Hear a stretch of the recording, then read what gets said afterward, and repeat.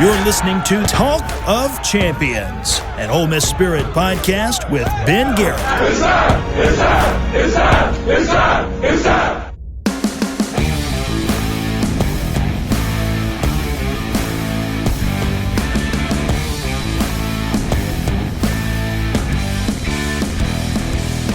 Hello again, friends, and welcome inside, at least for me, the RiverLand Roofing Studios, that little house up top, RiverLand Roofing. For all your roofing needs, riverlandroofing.com, 662-644-4297.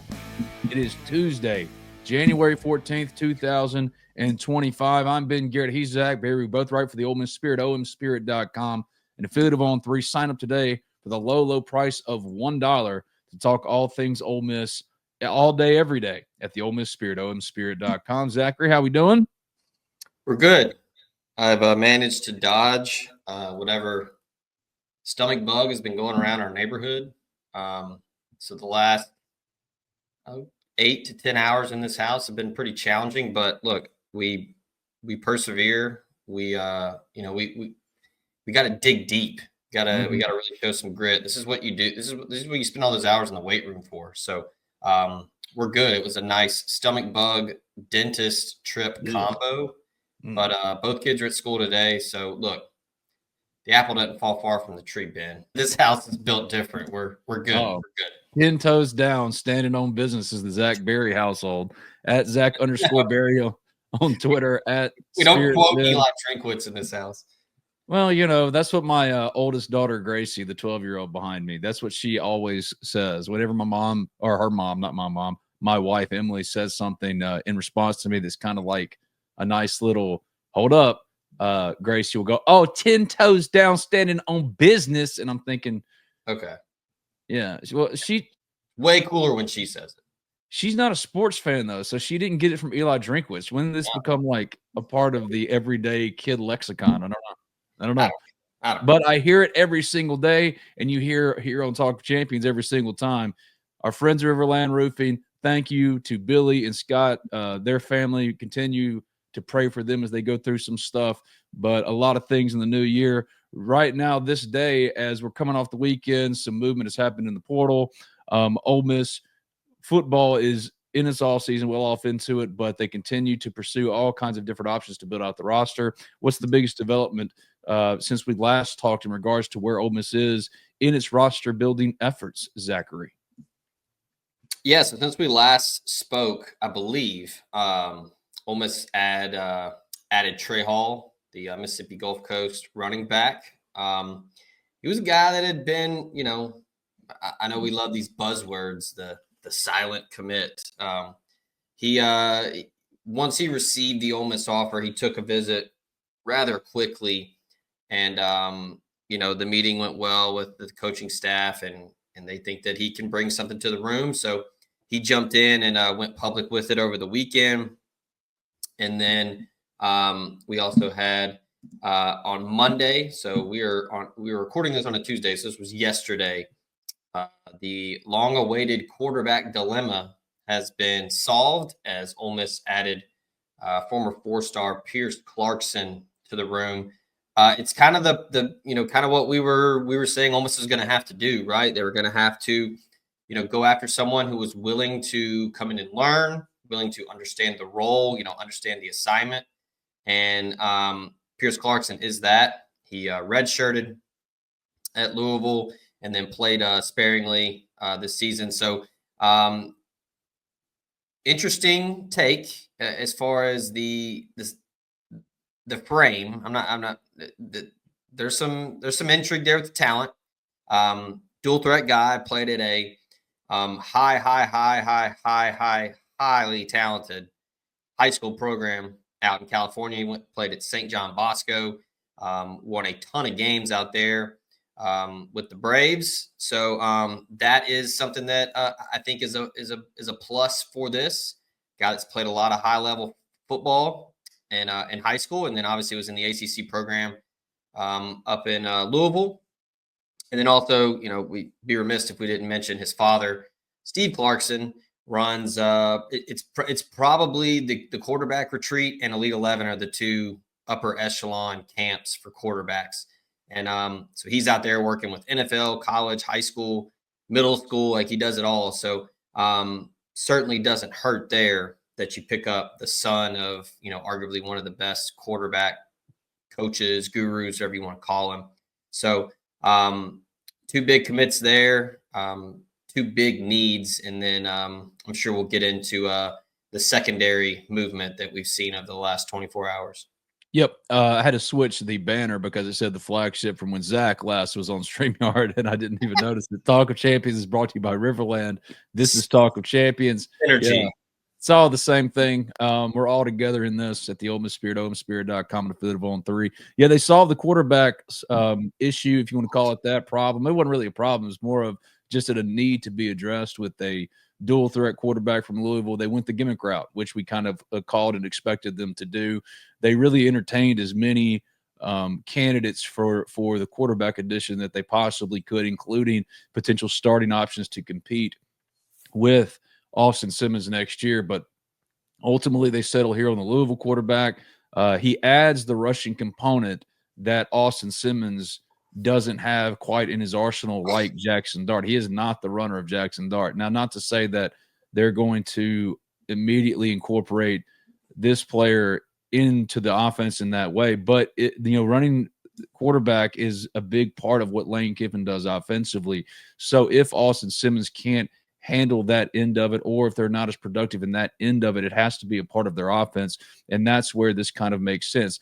They do have their quarterback quote of the future in AJ Maddox. They like him a lot. We've been saying that all along as well in terms of what he can be as a backup quarterback. So I don't think it was necessarily finding a guy who, and I mentioned this on a Talk of Champions months ago, finding a guy that will come in and push Austin Simmons or be a threat to take his job like a Spencer Sanders or a Walker Howard were when they signed those 2 players to come in and compete with Jackson Dart. This one was more about addressing true need and doing it in a cost-efficient way that allows them to also continue to build out a roster that is going to take more than just a quarterback to get back to that 8, 9, 10 win threshold once you put it all together. So it makes sense as far as what they needed. They went for the upside play, but that running component is important because when you're looking at an Ole Miss offense led by Austin Simmons, he doesn't have the same kind of running ability necessarily as Jackson Dart. Not to say that he won't be an effective runner in time, but that's just not necessarily what his game is. This is a 6'4" left-hander that likes to sling it. But the running component is an important part. Yeah, I think it's also tied into the 2026 class, and I just put out a piece that you can read at the Ole Miss Spirit on some of the top names Ole Miss is going after in the 26 class. I think this coming up cycle for high school is where I think Kiffin and the staff are going to go after, the next guy. And that's not to say that AJ Maddox or Pierce Clarkson can't be it, but I think this 26 cycle with how deep it is at quarterback, Ole Miss is going to be very aggressive in trying to get someone to come in and compete right away with those 2. You can read that piece at omspirit.com. I think there were five guys that I highlighted that Ole Miss are recruiting hard and are really wanting to bring in a guy to compete right away. I think that it's hard to be a true freshman to come in and play at quarterback, but they are expecting, they are recruiting a high caliber, talent guy to come in and compete because we know what Kiffin likes to do. Not just quarterback; he does it at every position. They're bringing in a lot of running backs. Last year they brought in a ton of offensive linemen. They're just wanting to create that competition day in, day out, kind of a la what Nick Saban did at Alabama and what Kirby Smart is now doing at Georgia. Kiffin learned under Saban, and he's wanting to generate that culture, that vibe at practice. A lot of the old Alabama guys would talk about it. Hey, we chose to come to Alabama because we want to go against the best in practice every day. And I think that resonated with, a lot of the younger guys on the defensive side with, Walter Nolan, Prince Umamiel, and Jared Ivey, JJ Pegues, those guys in practice, the Cam Franklins, the William Eccles, the Jam Browns, those guys, hey, I want to come because I want to go against that guy and compete. So yeah, I think it was kind of twofold, where it was a perfect storm where it made a lot of sense. He can come in and learn and compete with AJ Maddox for that number 2 spot, but then also it's not going to hamstring you when you're trying to get a guy in 2026. It very much feels like when Ole Miss had Shea Patterson stepping up to start at quarterback and went and found a player that could complement, but also maybe has some upside that is untapped into, because he wasn't a highly recruited guy, was Jordan Tiamu, and they went and got him because honestly they pursued a number of different options, but he was the one that was available to them that fit the price structure that they were looking for, and this is very much like that. Not to say that Pierce is going to come in here and be Jordan and take Austin Simmons' job, but what it does crystallize, in my opinion, is that Austin Simmons is the guy for this year for sure, but the next 2 years ideally. If he goes out there and performs up to the upside and lottery ticket nature next year, he could very well go pro after next year because he is or would be draft eligible. I don't think that's going to happen. I think he's got a 2-year run here to be a really good quarterback. But you're going to have to live with the ups and downs that come with a first-year starter, like you did with Jackson Dart. But Jackson Dart still won 8 games, and I fully expect Austin Simmons to be around that area competing for the playoff, maybe have a couple of losses, but 1 game will be the difference between winning 9-10 games, being a playoff team, or being left out. I could certainly see them in contention for that. But it does crystallize, I think, this move specifically, that Austin Simmons is that guy, which brings me to last week when I reported about Jackson Dart applying for the waiver with the 5th year of eligibility. I did not do a good job, hands up, that's on me, of contextualizing that. Yes, he did. At least I heard that and had it confirmed through multiple sources that he did apply for the waiver, but it was less about Jackson Dart is coming back than Jackson Dart is covering all of his bases. Like if something were to happen in the draft process, maintaining eligibility, all that kind of thing. So a couple of things can be true. One, he could have applied for the waiver, but 2, he's still not coming back unless the bottom falls out in his process. But I didn't do a good job of laying that out in the story, and it came across pretty clickbaity, and that's on me. Hands up, that's on me. That wasn't the intent. I wrote it pretty quick, but that's no excuse. Point being is that it is something that you have to note. But Jackson Dart is not coming back next year. But it does show you the difference in college football where, hey, if Ole Miss was desperate enough and didn't think Austin Simmons was the guy and was looking at next year and going, I don't know, if Jackson weren't a top 3 round pick, which I think he's probably going to end up being because of the way he finished, and I think he's going to do well in the process, and considering the draft class around him. Top 3 round pick, so you go, but Will Levis made $950,000 this year as the starting quarterback for Tennessee as a 2nd round pick, and Miami just signed Carson Beck for a year and $4 million. So the world is different, the culture is different. If Ole Miss wanted to, if it didn't believe, all of these things have to be reported on, but adding the context necessary, I don't think Ole Miss is in a place where it's going to go drop $4 million because Cam Ward is leaving and it wants to continue rolling along. They believe they have that in Austin Simmons. So that's kind of laying out what happened last week. Trey Harris, there's just some concern about his injury stuff, but he's going pro. There were some rumors about him potentially trying to give himself that fallback parachute option as well in case anything didn't go the way maybe he'd hoped for in the draft process. So that kind of touches where the quarterback situation is. Ole Miss has seemingly solved it, but I do find it interesting that they ended up on the developmental track or more of the gimmicky track of how this player Pierce help them next year with Austin Simmons as the quarterback. I think also it tells you about the rest of the roster building moving forward, right? They still have money to spend. They still are operating with a certain cap number, but they did take big swings at certain spots, like that quarterback from Penn State who transferred, ended up signing with Missouri for $1.5 million.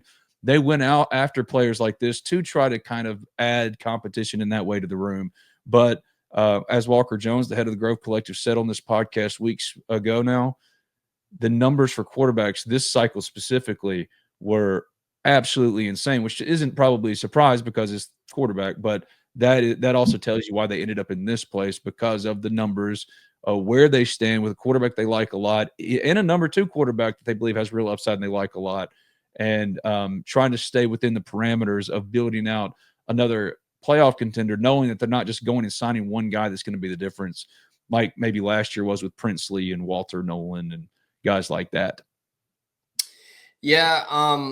And like you said, the numbers have been fairly high for quarterbacks, and Ole Miss was going to have to really thread the needle anyway. But I think, look, I haven't talked to Lane Kiffin or Charlie Weiss or anybody in the building specifically about this. I think Ole Miss is pretty settled on Austin Simmons is your guy for 2025.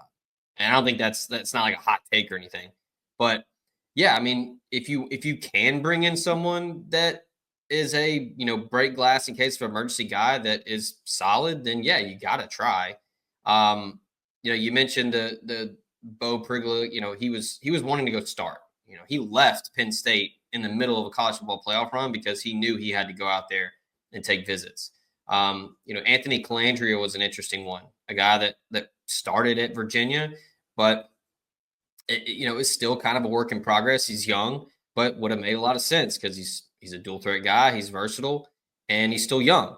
They went after a guy like Mikey Keene, who is older, has, a G5 quarterback that's put up a lot of numbers and played a lot of football.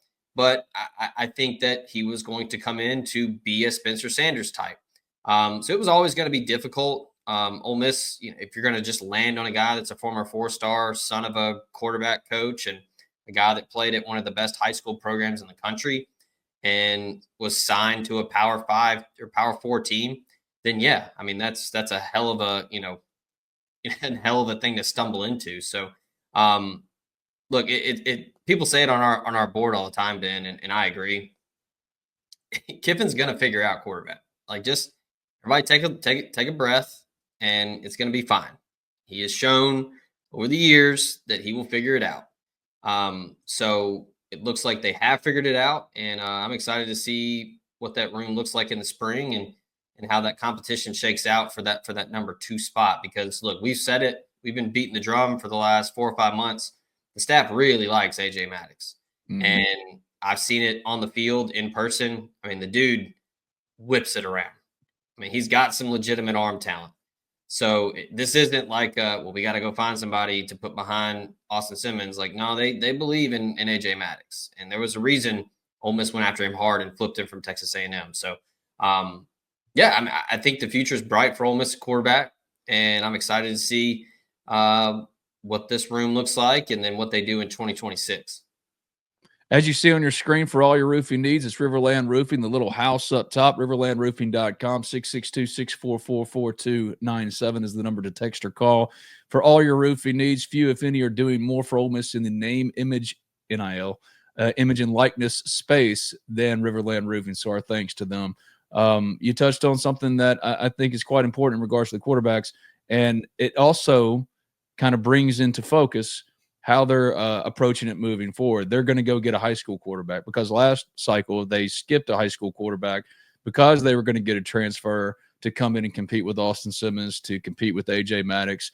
I don't necessarily think that they're completely done. I mean, if the right candidate emerged right in the portal that could answer all of those questions about the present, the future, the past, all those things, then by all means they do it. But I think the choice, it's done for now, and 2026 is the year of signing another quarterback of the future, kind of like what they did with AJ Maddox. So these names that are emerging, names that are going to, because quarterbacks pop earlier than every other position in high school recruiting. You're going to see, if they're going to sign a quarterback this cycle, or sign the guy they want, I should say, then they'll have that kid hopefully committed by June. They would like to have their quarterback done, so then you build it out from there. That's one of the few remaining like old school recruiting approaches that still remain, as the college football world and recruiting specifically has been flipped on its ear. But there are other positions that still have to be built out, specifically cornerback, because now you have the Cooley kid from NC State who almost brought in for a visit, committing to LSU. Almost is a finalist for Thaddeus Dixon. Who do you think is the best candidate, or is most on the precipice then, or maybe the top candidate right now? Who is closest to popping? Because Ole Miss does have an obvious need opposite Jalen Braxton at field corner, and they just lost one in Cooley to LSU. Yeah, and then Brandon Cisse commits to South Carolina last night. Look, sometimes even portal recruiting, sometimes it's not very hard to figure out.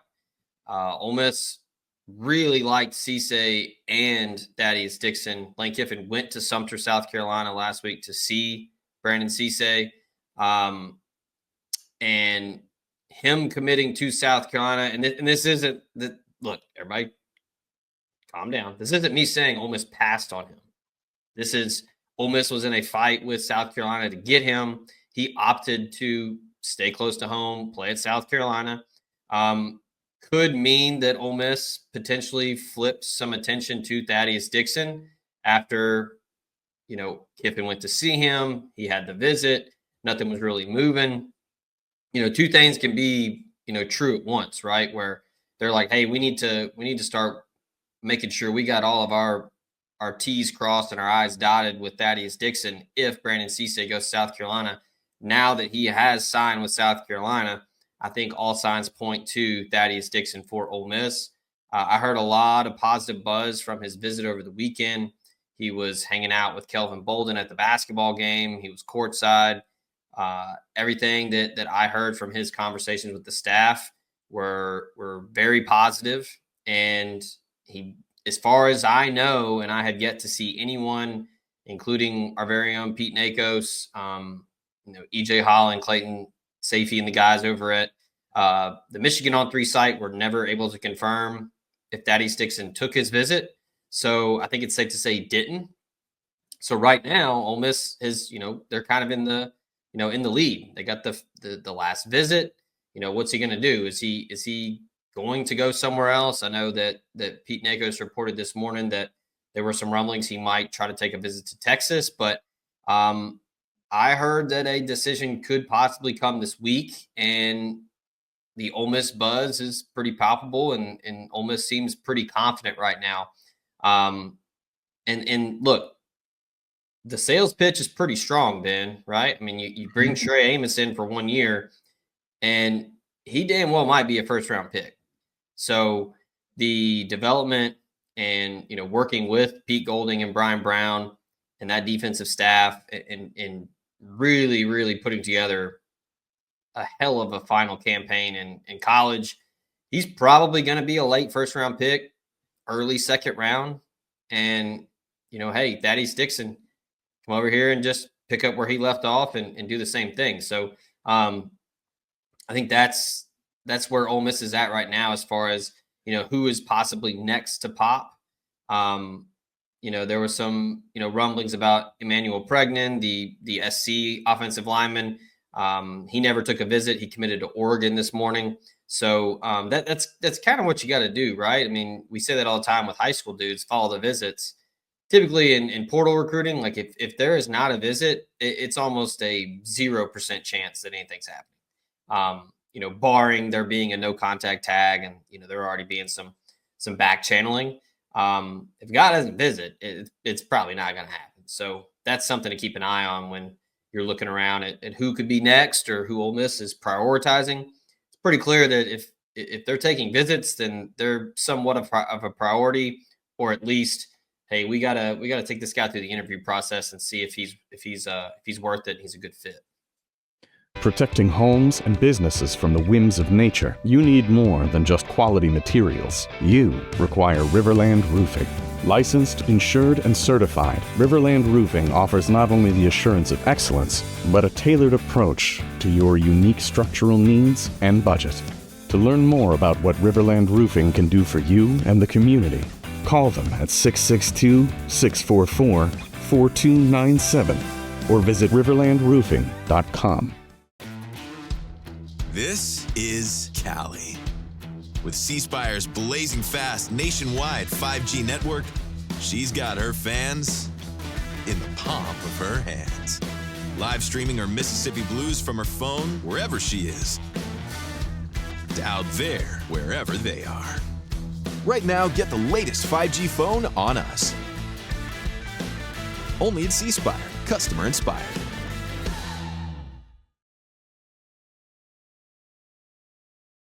I wonder what happened with Percy Lewis, because I don't remember his visit or anything like that. The offensive lineman, like all I saw is Percy pop-ups committed, and that's one name I had not heard. I hadn't heard that name for a couple years after Ole Miss lost out for him. I think when he was coming out of Mississippi Gulf Coast Community College, and he ends up, I think, going to state. That's a depth piece, depth option for the offensive line. You add as many of those players as you can, but there is it has to be, known and understood as you talk through all these options and possibilities. We don't know everything. Things pop up that this wild, wild west nature, you can see additions like a Percy Lewis who you did not see coming. I didn't see the JUCO running back coming because there is, well, we missed this guy on Tuesday. Wednesday, they're moving on so-and-so, and by Thursday, they're getting a commitment. The way things happen, the way things play out moves very quickly. But Percy Lewis was an interesting name because, again, this is a player that Ole Miss wanted a couple years ago like crazy. And they were talking to him about coming in and starting immediately. Hasn't had that kind of impact at his previous 2 stops. But when you're looking at guys like him, like the JUCO running back, the running back from Akron, the under the radar pieces, right? We know about Jalen Braxton. We know about Luke Haas. We know about a number of different players that Ole Miss has added in this class that are expected to come in, step in, and be instant impact guys. But of all these lower, not tier, but certainly lower recognition guys that aren't getting the same run and aren't the reason why necessarily Ole Miss has got the number 3 portal class in the country, according to On3. Who's your favorite? Who's a guy that you're really bullish on of all these underrated signees that are filled out for depth that could step up and be even more for Ole Miss as a playoff contender next year? Yeah, and I will say, just to you mentioned Percy Lewis, and look, he snuck in and committed, and I even forgot to mention him at the top of the show. He's a guy that's from Mississippi. He visited Ole Miss, went to see him when he was coming out of JUCO. So yeah, there was familiarity there. So he knew about Oxford, he knew about the coaching staff in Ole Miss. So yeah, that was probably, I don't know, maybe he did sneak in for a visit, but if he didn't, he didn't really need to. But yeah, looking at this class, which by the way, number 2 now after the Clarkson edition, so back up to number 2 spot. Yeah, looking at maybe an under the radar type guy. I'll go one on offense. I'll go one on defense. You mentioned Luke Haas.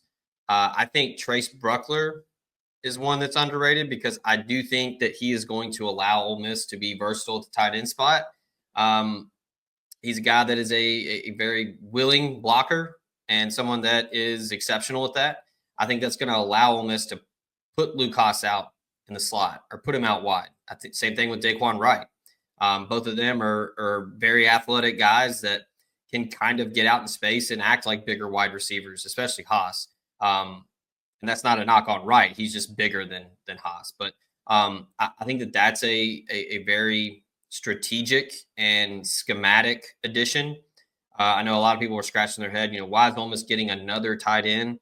I think that's something that Ole Miss is looking to do, and also something to do with, helping the run game, and it's, again, not a knock on the other tight ends, but hey, just have another tight end to where he can stay in and block, and then maybe the other guys can go out for routes, play action, use a lot of, eye candy and stuff to throw different looks at people. Bruckler is a guy that I think is going to really help the offense. And look, he's no slouch either. Like, he can go out and catch passes too. So I think that's just going to give you another weapon in the passing game and then also in the run game. On defense, probably a guy that doesn't get talked about enough is probably Antonio Kite, just because the stat sheet doesn't jump out to you. He didn't put up crazy numbers at Alabama or Auburn, but this was a guy that was a high-level basketball player in high school, great athlete. And look, if Alabama signs you, I know that they're a bust, and I know people don't work out. He signed with Alabama when Nick Saban was there. And if we know one thing about Nick Saban, outside of he doesn't like Shane Gillis's jokes, he is going to – if he signs you to play defensive back for him, there's something to it. And I think he has great size at 6'1", 180, so he's got a lot of position versatility. He could play some safety. He could probably come down and play some nickel corner. He could probably play to the boundary.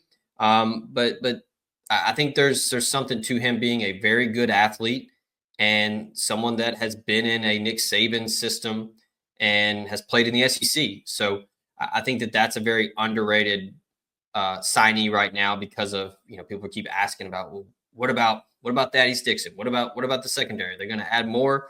I think the pieces that they have right now are really solid, and I think Kite's going to be someone that you're gonna see on the field a lot. You're going to hear his name a lot out there making plays and really helping this defense. Yeah, they're definitely going to continue to add at cornerback and safety. I mean, I think they could be adding there as late as the summer if the right names emerge. But again, you get a 10-day window in April. That's the second window. The portal's open now for players who were on postseason teams, and they get a window once those seasons come to an end to explore their options. So it's not going to stop. But if it's not Thaddeus Dixon, it's somebody. They're going to keep adding at corner and safety specifically. But do know that they are very high on TJ Banks, that second-year corner that played some in the Gator Bowl, number 19.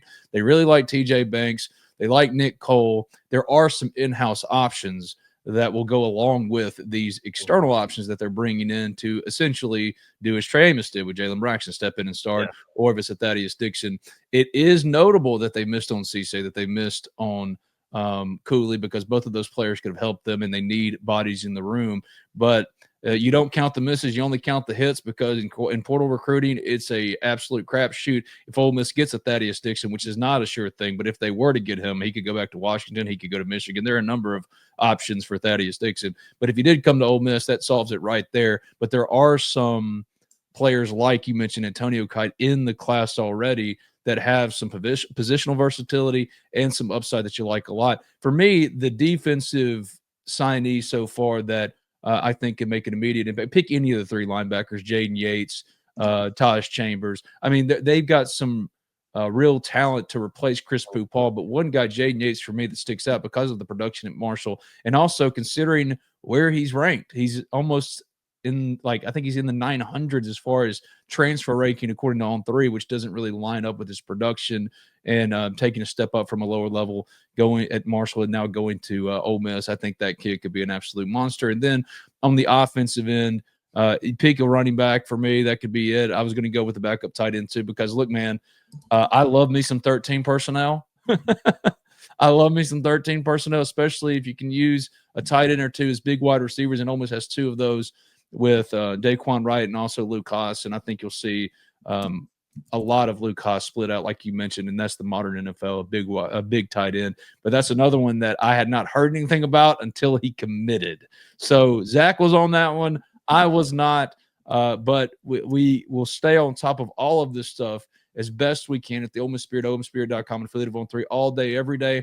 I will be back tomorrow, maybe with Zach, maybe with someone else, maybe by myself, for an all-new edition of Talk of Champions, brought to you, as always, by RiverLand Roofing. Zachary?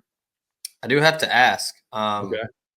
When do you anticipate Jerry Jones announcing Deion Sanders as the new Cowboys coach? Yeah, don't let it fool you. I just like this hat. It's probably one of my favorite hats I've ever owned, and I love the old Bears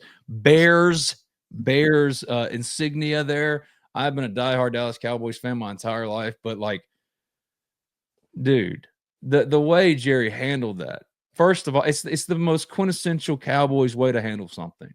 Number one, you didn't go by the timeline that could actually help you. You had a week of a bye week to interview Ben Johnson and Aaron Glenn, and you skipped that and didn't let Mike McCarthy even talk to the Bears because you operate on your own timeline. You operate with your own salary cap when you could have signed you knew you were firing him. You still didn't let him. Yeah.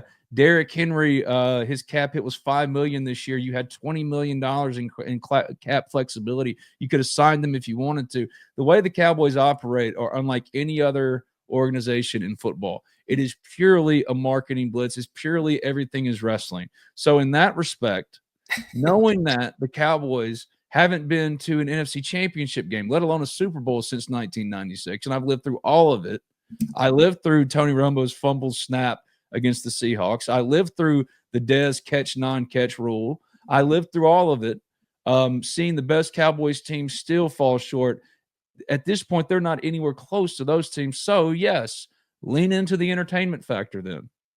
Because Kellen Moore's not going to win you a Super Bowl, your first Super Bowl in 20 years. No. Make it Deion. That's fine with me, because Dak is your quarterback, and maybe Deion can get into Jerry's ear at 80 whatever years old better than anyone else ever has before. I just want to see Jonathan Mingo, who they traded a 4th round pick for, which is pretty lofty considering that he hadn't done anything yet, despite being a top 3 round pick by the Panthers. If Jonathan Mingo can become a good wide receiver in the NFL for my Dallas Cowboys, those are the kind of things I root for now.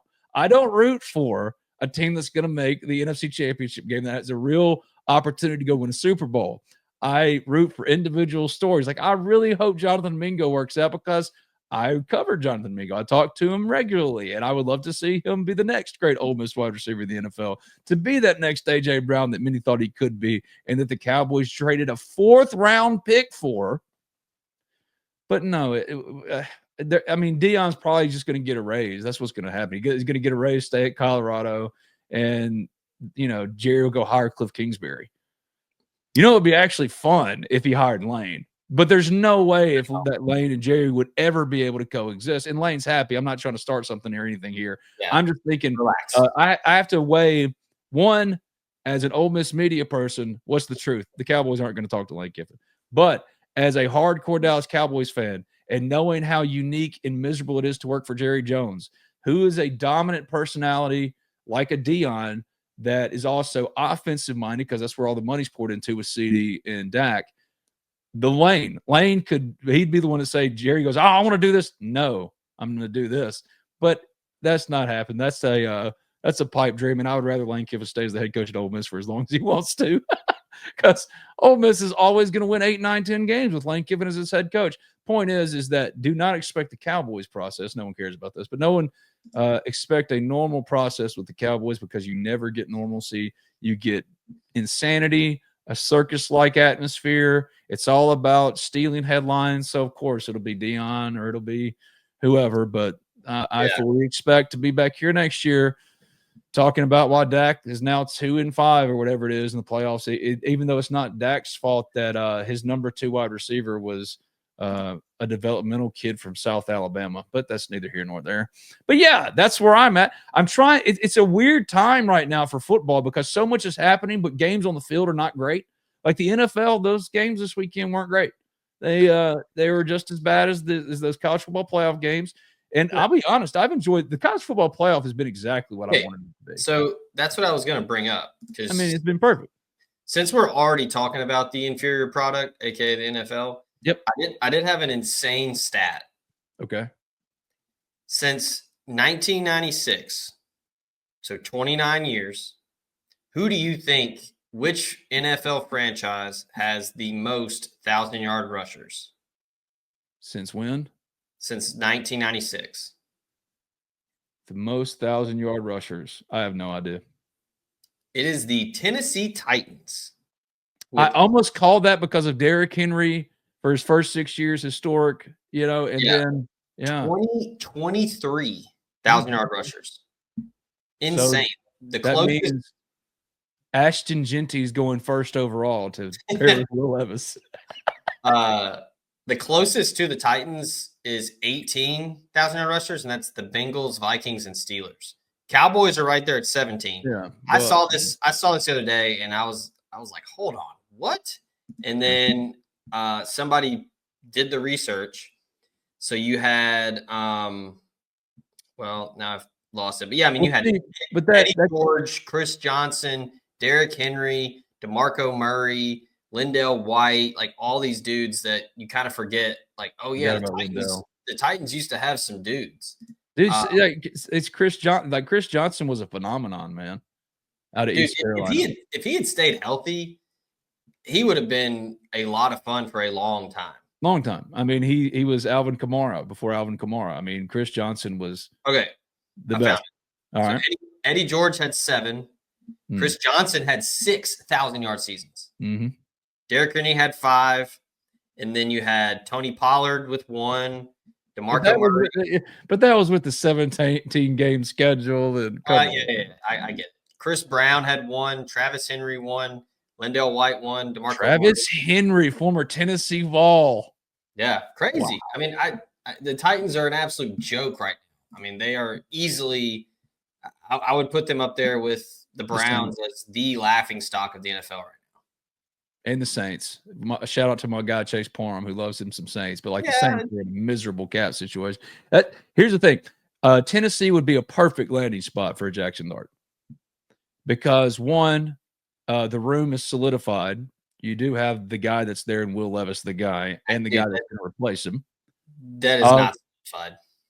But a run first offense like that, play action quarterback Jackson Dart would be great there with weapons around him. The fact that the Titans fumbled A.J. Brown, Derrick Henry, Jonnu Smith.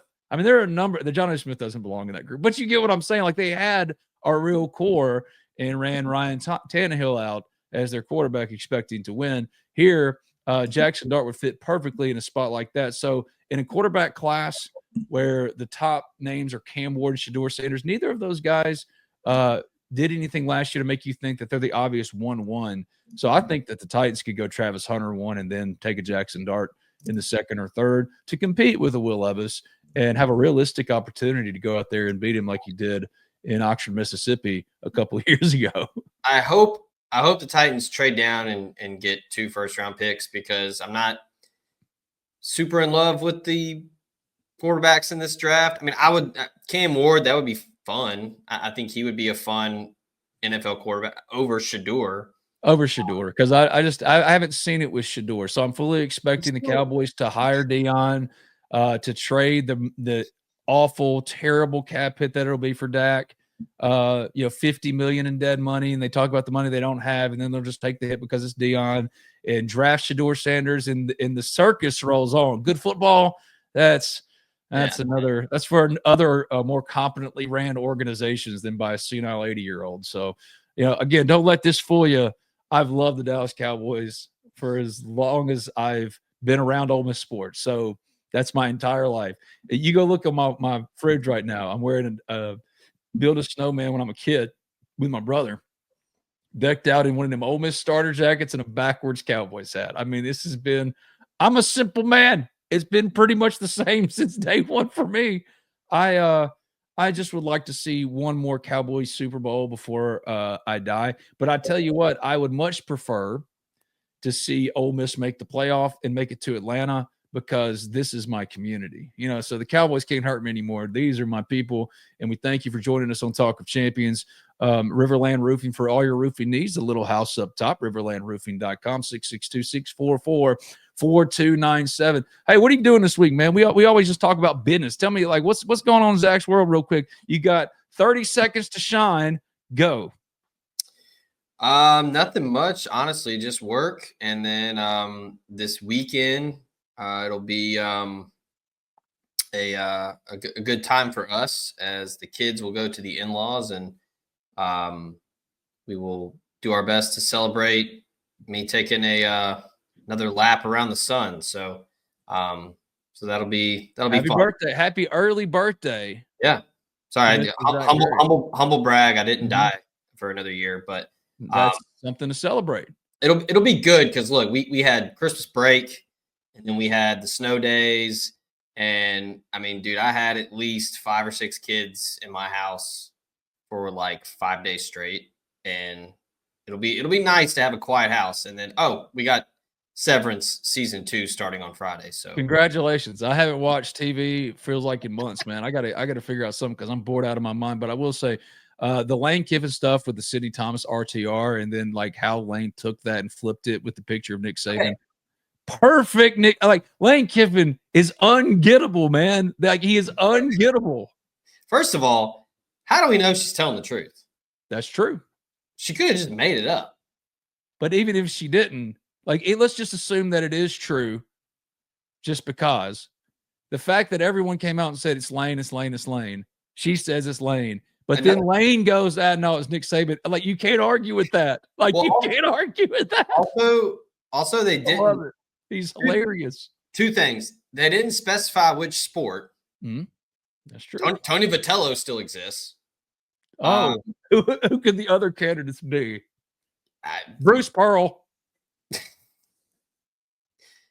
He'd have to convert her. Stop yourself. But the fact that everyone immediately came out and said Lane, Lane, Lane, and she says Lane, and then Lane flips it. There's nobody like this dude. He is a king of this, man. He is Also, so good at he's the funniest coach Ole Miss will ever have. Period. My buddy Gray Hardison over at Red Cup Rebellion, he quoted your buddy Stephen Godfrey from I guess years ago. He said that Lane Kiffin is the only person who grows stronger the more he uses Twitter. Yeah. Yeah. It's my other point was, I'm pretty sure Sidney Thomas has a boyfriend. How does he feel about all this? I'd be kind of like, he's making bank both on and off, bro. I think he's doing okay. But Lane Kiffin, the funniest, it's the most. Close those DMs. No, don't, because virality and making everything into content, everything is wrestling. What has been a funnier or a better handled story by everyone than Lane? Lane had that yesterday. The Nick Saban picture, we found out, and then it's just over. It's hilarious. He's the funniest coach Ole Miss is ever gonna have, and also putting together a pretty dang good roster for next year. Even though the expectations they're going to be a little bit more muted than this year, still playoff contention. And they finally answered the biggest question, which was, well, what do you do at quarterback when you've got the obvious guy, next up guy already on your roster? They answered that question with the Louisville quarterback, who is a dual threat that will come in and answer more of a need for what the offense needs than necessarily coming in to try to push Austin Simmons to start. Again, I'll be back tomorrow either with Zach or somebody, maybe Bradley Sal, maybe by myself. Thank you for joining us on this edition of Talk of Champions. As always, give love and show love. Rebels helping Rebels, RiverLandRoofing.com, RiverLand Roofing for all your roofing needs, 662-644-4297. And show love to the Hoops team tonight. Heck yeah. Big one on the road. And then you got this weekend on the road at Mississippi State. And you got a couple big ones coming up at the SJB with, you got A&M, Auburn, Kentucky. I mean, the Hoops team is making some noise. I mean, currently projected as a 6 seed last I checked, according to ESPN bracketology. Yeah, so I was talking to somebody about this last night. Has Ole Miss ever been projected this high in the field this early in the season? That's a great question. Because, obviously Andy Kennedy had some teams that were buzzing late, but this early, I mean, it's not even February. I remember 2018-19 when they jumped out to that 13, 14, and 1 start. They were a 7 seed or something. But so that was probably 5 years ago, 6 years ago was the last time. But yeah, these are uncharted waters, and this is a showdown of first place teams. Only 3 undefeated teams left in the SEC as far as conference play. Ole Miss and Alabama are 2 of those teams, the other one being Auburn. So one's taking a loss tonight. It's in Tuscaloosa. Big opportunity for Ole Miss. But the bottom line is in these next 4, you go 2-2. Buddy, you're right where you need to be. The SEC has, I think, every single member – maybe one isn't, but I think every single member of the SEC is ranked in the top 100 in net ranking. Ole Miss used to think, well, if you can just get to 70 in the net, Ole Miss has every opportunity in front of it. Not one loss is going to kill you as long as you don't go get your butt kicked, especially road games, but protecting home floor. And if you can get you 1 or 2 on the road, man, you're going to be sitting pretty in this SEC, especially against Alabama, leading the nation in scoring 92 points per game. I mean, they shoot a ton of threes. You know what Alabama is. But Ole Miss, what's really been impressive about Ole Miss in this run is their defense under Chris Beard. They've held back-to-back opponents. Smothered LSU. Yep. Made Arkansas look silly. They held their 3-point defense was under 30% for both games, I think, or all 3 games. You do that to Alabama, yeah, you have a real shot to win. Because Ole Miss is not just the little engine that could. This team is put together to go win, but they win in a different way than Alabama. Alabama's all about the scoring. Ole Miss can score, but it's about that defense. So if that defense can hold up against its toughest challenge yet from 3, Ole Miss can be really cooking with some bacon grease after a trip to Tuscaloosa on Tuesday night. Plus 11.5. About right. Money line plus 500 if you want to get weird. Tough game. I'd rather wait this one out. Coleman's a tough place to play. Tough. Alabama's damn good, but man, this is the quad 1 wins of all quad 1 wins if you get it. Ole Miss already has 4. 4 quad 1 wins. Last year had 3. I'm pretty sure the rest of their schedule is all quad 1 opportunities. Yeah, they have the toughest remaining strength of schedule in the country. They had 3 quad 1 wins last year. They already have 4. They are better positioned. That's a great question. They're better positioned now than they've been in quite some time at this point in the year to make the NCAA tournament and to snap that streak of going on 6 years without it. Only 9 NCAA tournament appearances in Ole Miss's 100-plus year history. So don't take for granted the history happening in front of you right now. It's not football, it's basketball, but Chris Beard's putting in work. Thank you to Zach. Thank you to you. This has been Talk of Champions, buddy. I'll see you soon. See you, bud.